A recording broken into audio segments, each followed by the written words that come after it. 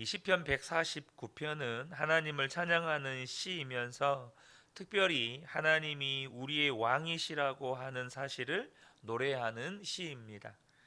2절과 3절을 보면 이스라엘아 창조주를 모시고 기뻐하여라.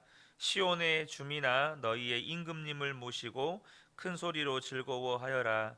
춤을 추면서 그 이름을 찬양하여라. 소구치고 수금을 타면서 노래하여라. 지금 2절과 3절을 보면 하나님은 온 우주 만물을 창조하신 창조주이시면서 우리의 왕이시다라는 고백을 하고 있는 것이죠. 그러니 춤을 추고 기뻐하며 찬양할 일이라는 것입니다.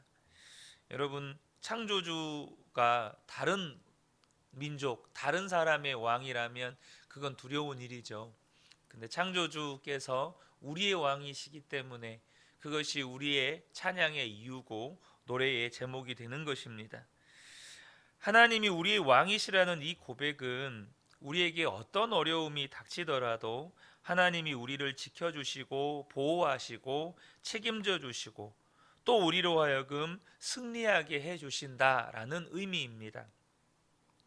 그러니 진짜 춤을 추며 노래할 일이죠. 4절을 보면 주님께서 당신의 백성을 기뻐하신다. 당신의 백성을 보시고 기뻐하신다. 눌림받는 약한 사람에게 승리의 영광을 안겨주신다. 우리가 하나님의 백성이라면 하나님은 우리의 왕이십니다. 하나님은 우리가 아무리 약하고 눌림을 받는 가운데 있어도 하나님이 우리의 왕이시기 때문에 우리에게 승리의 영광을 안겨주시는 것입니다. 우리가 예수님을 믿게 되면 그때부터 우리의 삶에 일어나는 일이 뭐냐면 영적인 공격을 받기 시작한다는 것입니다. 이 세상에 분명히 강력한 죄의 역사가 있고 또 그 배후에 마귀가 있죠. 아담과 하와가 에덴 동산에서 마귀의 유혹을 받아서 선악과를 따먹고 에덴 동산의 축복을 잃어버린 이후로 마귀는 집요하게 모든 사람들, 특별히 성도들조차 교묘하고 끈질기게 죄짓게 만들고 그래서 무너지게 만들고 하나님의 은혜와 복을 잃어버리게 만들고 고통과 근심과 두려움 속에 살아가게 역사합니다. 그것을 성경은 우는 사자와 같이 우리 주위를 돌아다닌다라는 표현을 쓰고 있는 거죠. 그런데 문제는 우리가 너무 약하다는 사실입니다. 마귀와 싸우기에는 우리 자신이 너무나 약하다는 거예요. 하지만 성도 여러분, 저와 여러분이 그럴지라도 두려워하지 않게 되기를 축복합니다. 왜냐하면 하나님이 우리의 왕이시기 때문입니다. 그래서 우리를 능히 지키시고 보호하십니다. 그래서 우리가 잠을 잘 때도 편안하게 기쁨으로 노래하면서 잠을 자도록 만들어 주십니다. 5절을 보면 성도들아 이 영광을 크게 기뻐하여라. 잠자리에 들어서도 기뻐하며 노래하여라. 사도 바울은 이 승리는 예수 그리스도 안에서 하나님이 주시는 것이라고 말씀합니다. 우리가 죄와 세상과 또 육신과 마귀와 싸워서 이기는 게 아니고 승리는 예수님 안에서 하나님이 주시는 것이라는 것입니다. 고린도전서 15장 57절 보면 우리 주 예수 그리스도로 말미암아 우리에게 승리를 주시는 하나님께 감사하노니. 여러분 꼭 기억하셔야 합니다. 십자가 대속의 은혜는 우리에게 용서만 주시는 게 아니고요, 우리에게 승리도 주셨다는 것입니다. 여러분 십자가 구원의 은혜가 용서의 은혜만이 아니에요. 죄와 사망과 마귀의 권세에 대한 승리의 은혜 또한 우리에게 주셨다라는 것입니다. 그래서 여러분 예수를 믿는 성도들에게는 승리하는 자의 분위기, 승리한 자의 포스가 있습니다. 승리하는 자에게 독특한 분위기가 있다는 거예요. 그게 뭐죠? 기쁨이 있다는 겁니다. 감사가 있다는 거예요. 용서가 있고 사랑이 있고 그 모든 것이 다 함께 여러분 하나님께 찬양으로 올려지는 것입니다. 그래서 진짜 성도들을 보면 그 사람이 하나님을 왕으로 섬기고 있는 사람이구나라는 것을 금방 알게 되는 겁니다. 이 사람이 승리하는 사람, 이기는 사람이구나라는 분명한 느낌이 있다는 겁니다. 하나님이 왕이심을 믿는 성도들의 입에는 하나님께 드릴 찬양이 가득합니다. 6절을 보면요, 성도들의 입에는 하나님께 드릴 찬양이 가득하고 라고 말씀합니다. 그래서 여러분, 믿는 성도의 특징이 뭡니까? 혼자 있을 때도 찬양이 된다는 겁니다. 또 모이면 찬양하는 무리가 성도들입니다. 혼자 있을 때도 찬양하고 모여서도 찬양하고, 우리가 그렇게 찬양할 때 우리에게 세상을 이기는 승리가 있게 되는 것이죠. 자, 6절 하반절부터 9절까지 이렇게 말씀합니다. 그 손에는 누구의 손일까요? 하나님께 드릴 입술에 찬양이 가득한 성도의 손입니다. 두 날을 가진 칼이 들려 있어 문 나라에게 복수하고 문 민족을 철저히 심판한다. 그들의 왕들을 족쇄로 채우고 고관들을 쇠사슬로 묶어서 기록된 판결문대로 처형할 것이니 이 영광은 모든 성도들의 것이다. 할렐루야. 아멘. 여러분, 이 영광이 성도들의 것이라는 거예요. 무슨 영광이에요? 세상과 싸워서 승리하는 영광이요, 죄와 싸워서 승리하는 영광입니다. 마귀와 싸워서, 육신과 싸워서 승리하는 영광은 성도들의 것이라는 거예요. 여러분, 이 영광이 저와 여러분의 것이 이미 되었음을 믿으시기 바랍니다. 이 영광을 저와 여러분이 삶 가운데서 누리시면서 하나님을 찬송케 되기를 축복합니다. 이것이 세상에서 영적 싸움을 싸우고 있는 성도들의 고백인 것입니다. 하나님이 성도들에게 주시는 은혜예요. 우리가 하나님께 찬양하는 것은 하나님이 우리의 왕이라고 고백하는 것입니다. 시편 23편에 보면 너무 유명한 고백이죠. 다윗이 내가 사망의 음침한 골짜기를 다닐지라도 해를 두려워하지 않는다라고 노래합니다. 왜 그렇게 노래할 수 있습니까? 하나님이 자신의 왕인 것을 분명히 믿었기 때문입니다. 역대하 20장을 보면요, 모압과 암몬과 마온 사람들 이 세 개의 연합군이 대군을 형성해서 이스라엘을 치러 올라옵니다. 그때 여호수아밧 왕도 이스라엘의 이 지도자들도, 이 방백들도 다 죽는 줄 알았습니다. 엄청난 대군이 정말로 바다의 모래와 같이 몰려 들어오니까. 그런데 하나님의 선지자가 전쟁은 하나님의 것입니다 라고 선포할 때 그들이 그 말씀을 붙잡고 담대함을 얻습니다. 그래서 이 세계 연합 대군을 대적해서 싸우러 나갈 때 이스라엘 백성들이 어떻게 합니까? 무기를 준비하지 않았습니다. 군대를 모집하지 않았습니다. 그냥 백성들을 다 모았습니다. 군대를 모집한 게 아니고요, 그냥 남녀노소 모든 백성들을 다 모았습니다. 그리고 그 앞에다가 성가대를 세웠습니다. 그 적군들을 향해 나아갈 때 성가대가 하나님을 찬양하기 시작했습니다. 참으로 놀랍게도 활 한 번 쏴보지 않고 칼 한 번 휘둘러 보지 않고 그 연합군들이 스스로가 이렇게 자기들끼리 죽고 죽이면서 전멸해 버렸습니다. 느헤미야가 여호와로 인하여 기뻐하는 것이 너희의 힘이니라 라고 했습니다. 사랑하는 성도 여러분, 하나님을 기뻐하는 것이 우리의 힘입니다. 하나님을 찬양하는 것이 우리의 영혼이 살아나는 놀라운 비결입니다. 마음이 힘들고 삶에 어려움이 오고 때때로 악한 영적인 공격을 당해서 힘들어질 때 저와 여러분이 정확하게 영적으로 분별하실 수 있으셔야 합니다. 여러분, 안개가 자욱하게 깔렸을 때요, 사방 1km의 안개를 다 모으면 물 한 컵 정도의 양밖에 되지 않는다고 합니다. 그러니까 물 한 컵 정도의 양이면 사방 1km를 안개로 뒤덮을 수 있다는 거예요. 뭘 말하는 겁니까? 실제로는 아무것도 아닌데 우리 눈에는 사방 1km를 가득 덮어버리는 거대한 것으로 보이는 겁니다. 실제로 우리가 사는 세상에서, 우리가 세상을 사는 동안에 부딪히는 여러 가지 고난들, 어려움들, 마귀의 시험들, 그 공격들, 우리의 간담을 서늘하게 만들어 버리는 것들, 우리를 두렵게 만들어 버리는 것들, 그것이 영적인 실상을 보면 아무것도 아니라는 것입니다.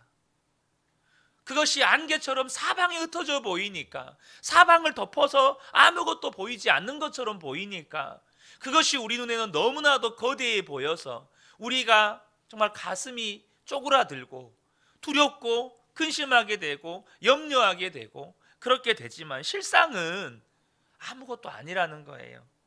왜요? 예수 그리스도가 우리의 왕이시기 때문입니다. 그러므로 저와 여러분이 힘들고 어려울 때 예수 그리스도를 주목하셔야 합니다. 예수님은 우리를 죄와 저주에서 구원하시려고 십자가에 친히 달려 피 흘려 죽으시면서 우리를 구원하셨습니다. 성령 하나님께서 우리를 세상에서 승리하는 삶 살게 하시려고, 그렇게 우리를 도우시려고 우리 안에 임하셨습니다. 이 모든 것은 하나님의 사랑의 증거입니다. 그러므로 하나님이 우리를 영원토록 패배하도록 내버려 두실 수가 없는 겁니다. 하나님이 그렇게 보실 수가 없는 거예요. 우리가 넘어질 수 있어요. 우리가 실패할 수 있습니다. 우리가 마귀의 유혹에 끌려다닐 때도 있었어요.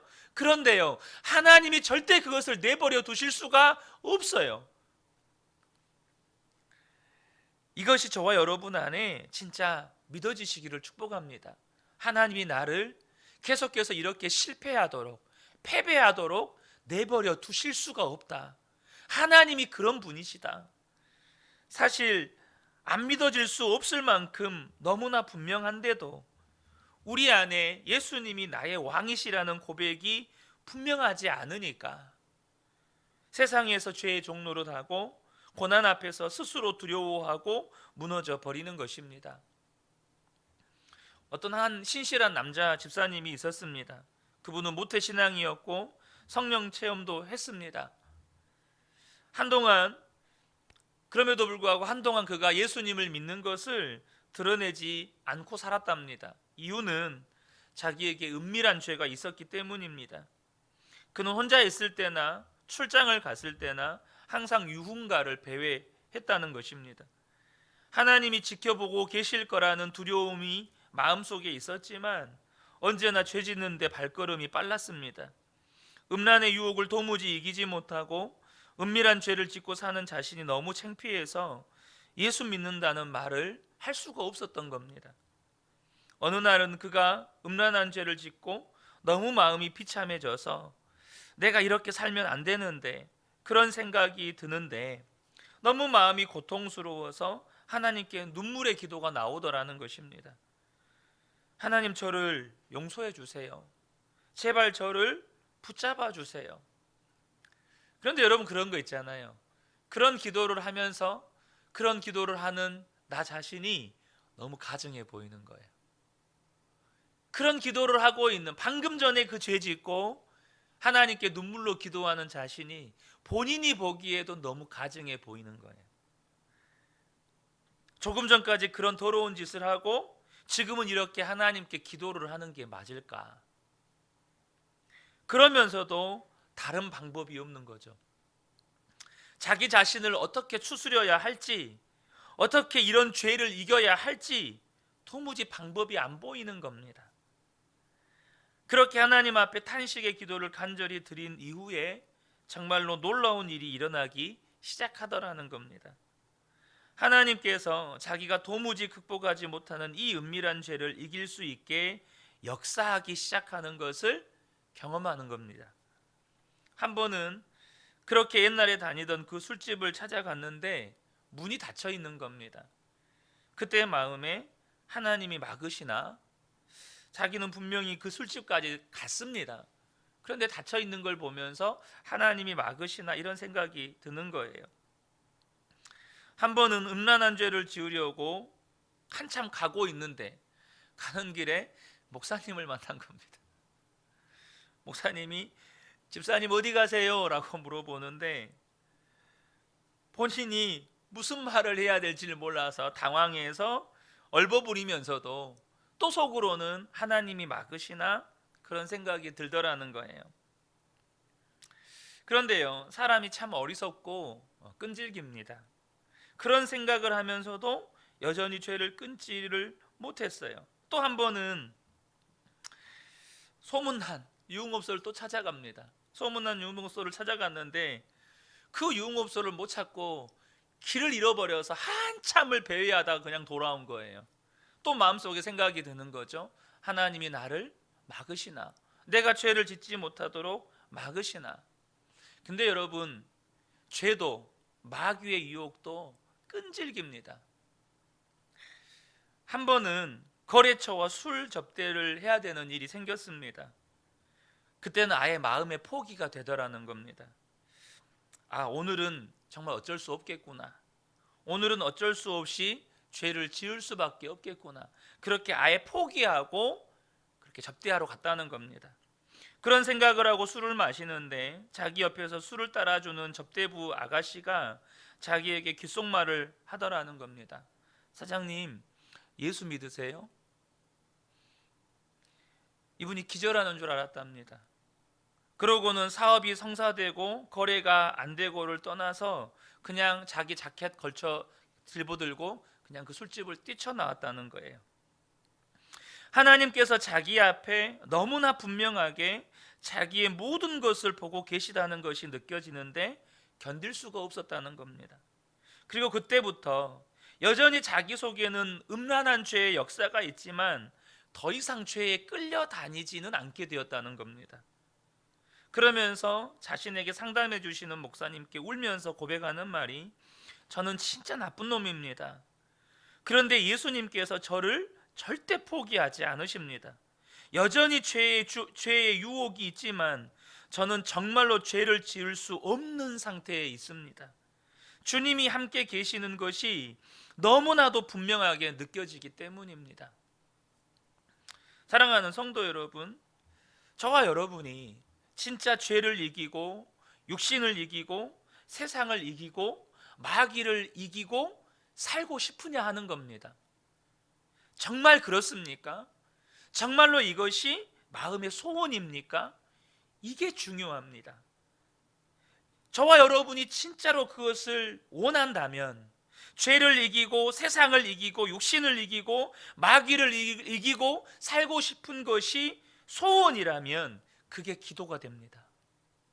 여러분, 암에 걸렸을 때 암을 고쳐달라고 주님 앞에 간절히 기도하게 됩니다.